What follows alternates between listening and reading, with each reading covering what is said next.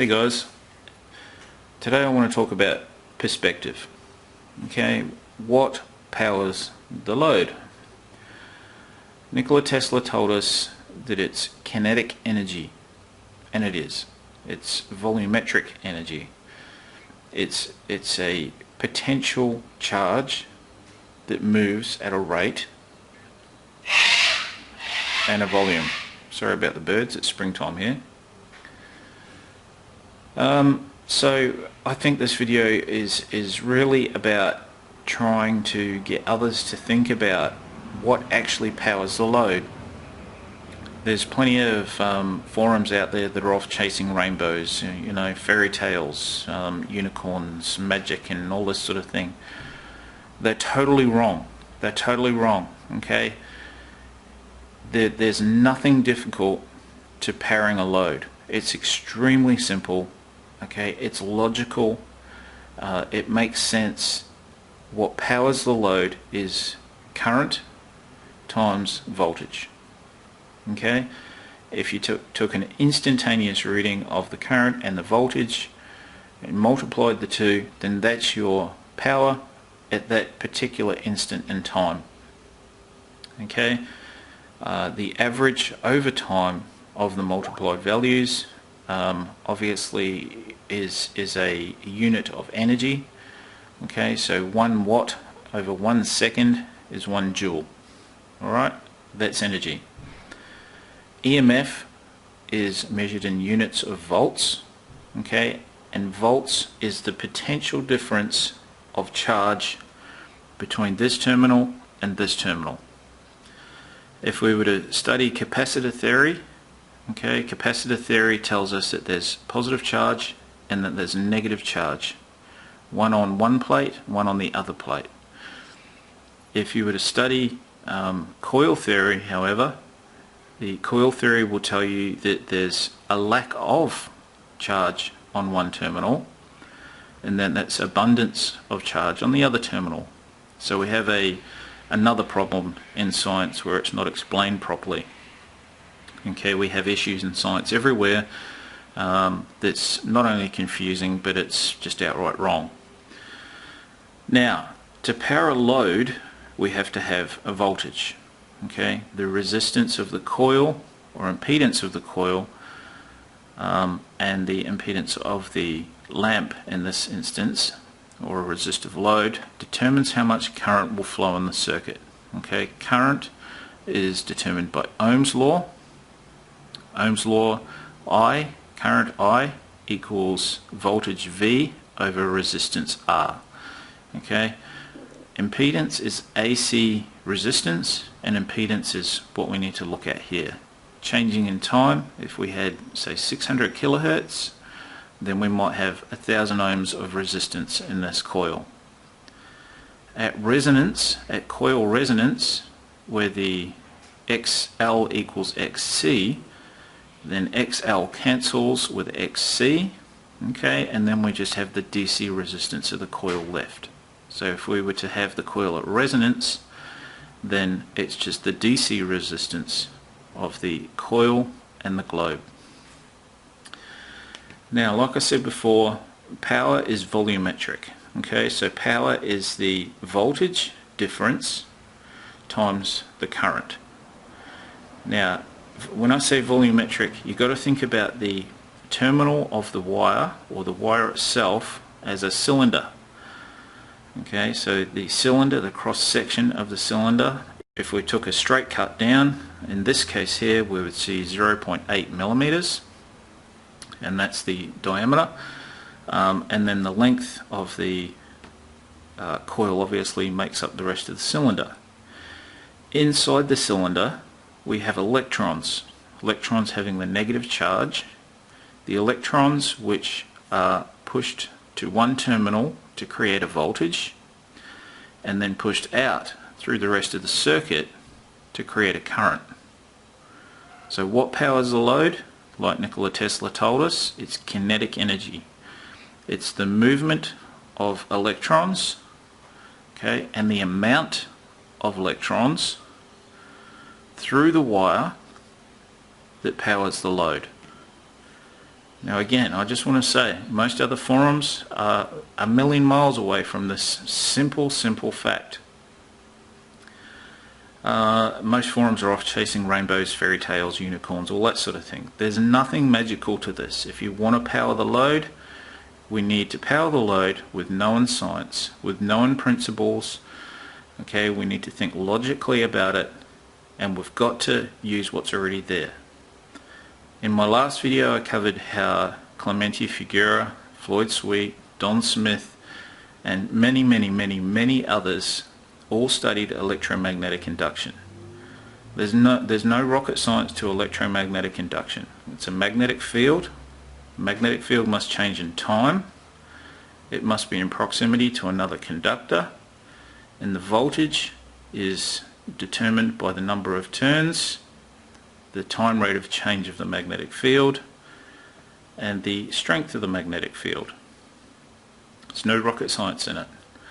Okay, so if we were to power this coil completely insulated from everything else, if we were to put a changing magnetic field into this coil, then this coil would induce, first of all, an EMF, and then the impedance being the resistance, AC and DC.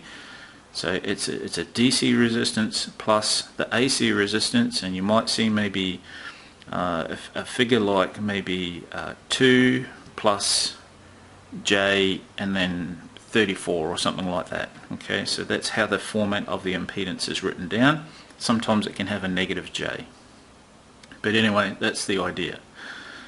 So to make this light, if you like, to power the load, all we need is a changing magnetic field. Okay, so changing magnetic field here will make the electrons flow in the wire, okay, which creates the potential difference first of all, which is the voltage measured in volts, and then that will allow for the current to flow. And let's have a quick look at that.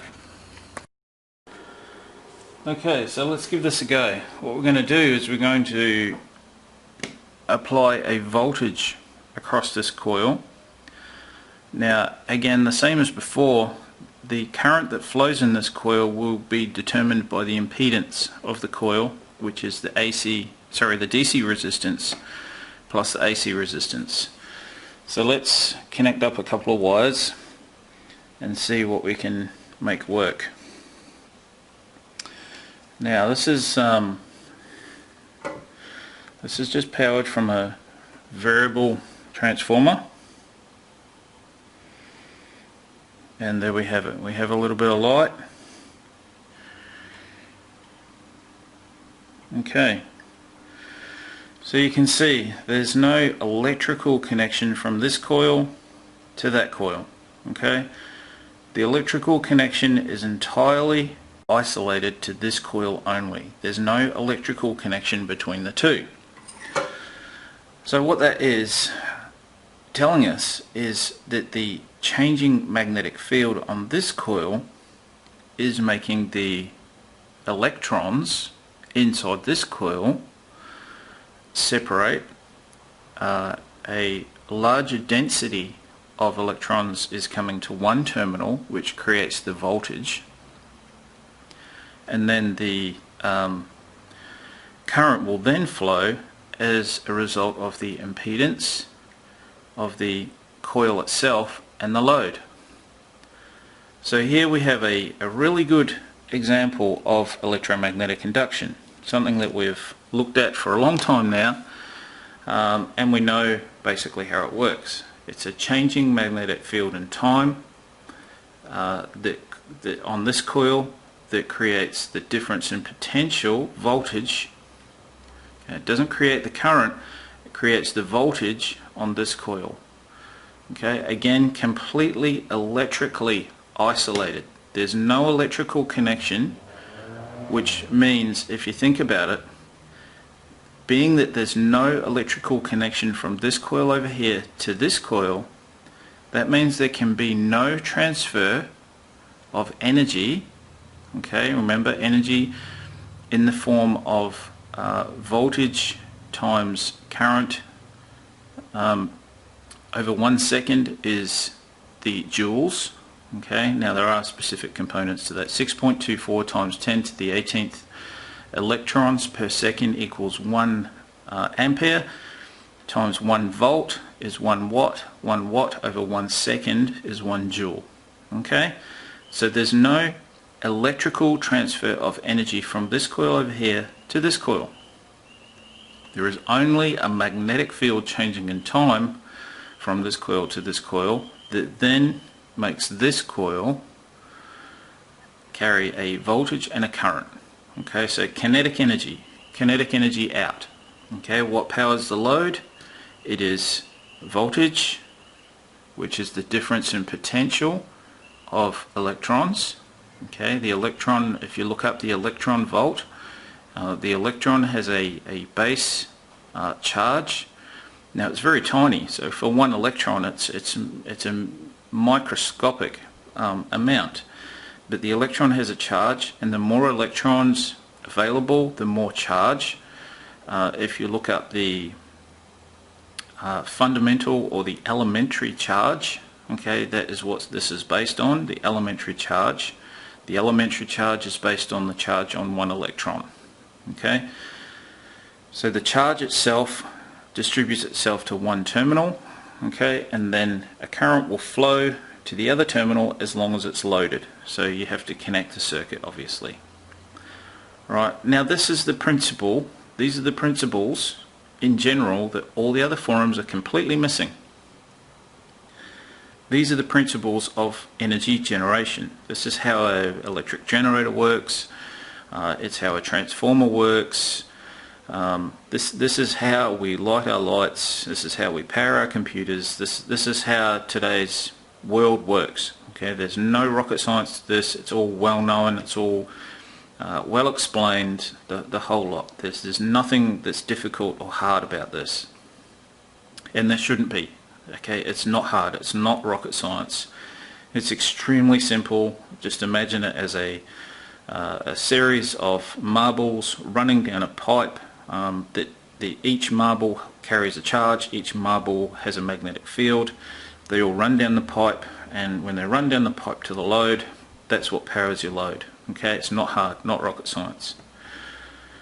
Okay, so this demonstration today is showing the base principles, but I want to take this a little bit further. Now I want you to think about, in this demonstration, what did we see? We saw that this coil over here had a changing magnetic field in time that then induced a voltage via Faraday's law of electromagnetic induction. In this situation, the equation is EMF equals negative N d phi dt. So d phi is the change of magnetic flux from minimum to maximum, and then dt is the change of time. Okay, d is delta, and the delta of this is the change of flux over the change of time. Alright, so we're looking at change in time of both the magnetic flux and the time itself it takes for that flux to change in time. N is the turns, okay, so N being number of turns. Now in the equation, the negative sign is Lenz's law.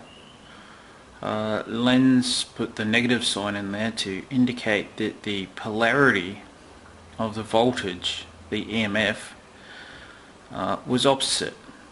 Now it's assumed in science, it's not written anywhere, it's assumed in science that the current automatically follows that polarity, which is not always correct. We've got experiments that we can show that that is not always correct. It doesn't always happen. So that's an important fact. Now, in this situation, back to the point I'm trying to make, in this situation, the reason that a transformer cannot go above the unity boundary is simply because of the symmetry in the transformer. Now, when you have a primary coil generating an EMF in a secondary coil. The EMF is then loaded and then the current flows. This coil over here creates a magnetic field that is equal and opposite, less losses, in the opposite direction. So if we have a magnetic field increasing in magnitude on the primary coil this way, then this coil over here, the secondary coil, when loaded, will create a current that opposes, the magnetic field moves that way, that opposes the primary coil. Okay, there's symmetry here. The symmetry between the two coils, you could say, is energy here is magnetically transformed into energy here minus the losses. So in that symmetry, there's always got to be a below unity system. There can never ever be above unity in a symmetrical system. There's always losses. Every system has losses. So the question is, why do we stay with symmetrical machines? The answer to that is science has never investigated asymmetrical machines, or at least never done it publicly. An asymmetrical machine would mean that we have to have magnetic fields that are not directly opposing in the same fashion. Okay, in an asymmetrical machine, we would have symmetry, but at the same time break the symmetry. Now, what I mean by that, it's very difficult to explain, but what I mean by that is if we just had two coils sitting on the bench. Now, in the last demonstration, we found out what's required to generate an EMF and therefore have a current flow on the coil. We need the changing magnetic field, which is exactly what Floyd Sweet told us and exactly what Clementi Figueroa, Don Smith, and many others have told us. But to get asymmetry, what we need is a coil that assists one coil but opposes the other coil. So in this case, we would have three coils. We'd have an input coil wrapped on top of, say, this coil. We would load this coil and then load that coil. So let's say, for example, our input coil, which is not yet visible, which we would wrap on top of this, might have a magnetic field that goes this way. Okay, this coil over here would then, via Lenz's law, have a magnetic field that goes this way. But then, because this coil's loaded, we then have a third magnetic field, okay, 3 being asymmetry, a third magnetic field that goes this way. Because this one must oppose this one must oppose the primary, so we have a total magnemotive force, which is the current, which is the magnetic field, which if we were to take a perfect system, we would say 1 plus -1 plus 1 equals 1. Whereas in a symmetrical system, we have the primary coil, the secondary coil, so it would be 1 plus -1, -1 because it's opposing, equals 0. So in a symmetrical system, all the MMF is consumed, if you like. It's opposed. So if we were to do a vector summation on the MMF, each MMF is opposed by another one. Thus we have no total MMF which would be left at the end. Our equations would equal 0. It doesn't have to be that way. We can have a system where the input coil, or even the other way around. Let's think of this another way. We wind an input coil on this coil. Okay, magnetic field goes that way. Okay, on the input coil. So an input coil would normally be a short, strong, low duty cycle pulse. The EMF on this coil at the same time would then be generated, and then it would be loaded, this coil would be loaded, which would have a magnetic field going that way on this coil. Now when this coil changes, this coil over here would then generate an EMF, because again, back to our demo, every time we have a changing magnetic field in the proximity of a conductor, it generates an EMF. Okay, parasitic inductance, electrical engineers try to get rid of it. We want to capitalize on it. Okay, we want to use it. So this coil here would then have a magnetic field which would go that way. Okay, so we have a magnetic vector which would always be 1 plus -1 plus 1 equals 1. This is the key to energy machines. Okay, Floyd Sweet said it, Clementi Figura said it. The key is that you have to get one coil in your machine assisting your input. When you get one coil in your machine assisting your input, then your two partnered output coils end up working together. Your two partnered output coils become a transformer in their own right, which is completely separate, not part of, completely isolated from your input coil. All your input coil does is control the frequency at which your electromagnetic induction is occurring. Your input coil is a catalyst. Your input coil gives your system a small kick to start it off, and then your system does the rest. Okay? It's very, very important to see. This is how it all works, and once you get this working right, then you can improve on it a little bit. Next thing you know, you've got a pretty reasonable output for very, very little input. Electromagnetic induction is incomplete. Science stopped and left it deliberately. They don't want you to know this. The more you know about this, the more potential you have for going off grid. Okay, you don't need the power systems. You don't need the utility systems like we currently do as a species. This is a form of control, if you like. Now, it is so simple and it is so cheap. In the overall scheme of things, a few coils, the right knowledge. Stephen Mark said the same thing. Very, very cheaply put together. There's no mass circuitry involved with any of this stuff. It's just the knowledge of the coils and how they interact with each other. It's just the knowledge of the coils and how they interact with each other. And it truly is. Because once you get magnetic fields changing in time, like Floyd Sweet said, I'll post the quote, like Clementi Figura said, it's just a changing magnetic field. It's the same thing. Voltage is a product of the turns, the magnetic field changing in time. It's really that simple. It's not hard, it's not rocket science. Now in time, hopefully we can improve our equations, hopefully we can improve our understanding, but the basic machine is right there. You have the power now, if you want to build these machines for a few dollars, learn how these machines work. You've got to remember that the polarity is super important. Polarity is very, very important. That's why I've put diodes on the end of my coils to show that the diode on the coil and the current can only flow in the one direction. Okay, it's easy if you put diodes on. Don Smith had diodes, if you look at his coils. Now if you use the right hand grip rule, okay, right hand grip rule like that, basically put the diode on compared to the right hand grip rule.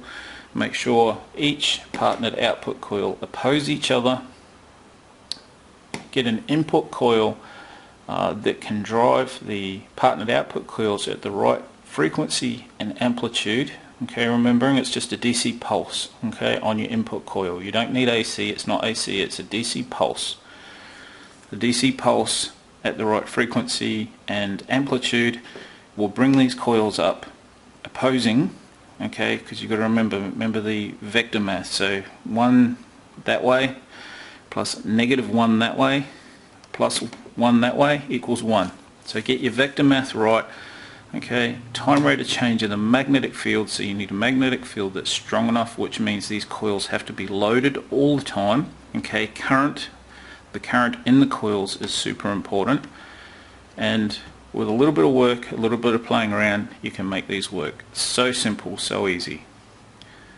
It's these times now that we need these machines. Okay, it's desperate world out there. I fear that if we don't start changing as a species, we may not have much of a future left. So this technology and technologies like this that can help humanity are extremely important to adopt very quickly. So I ask you, please jump on this. Please learn it. Please help the community, expand the community, make this work as a species, and our future is going to be absolutely glorious if we all work together as one.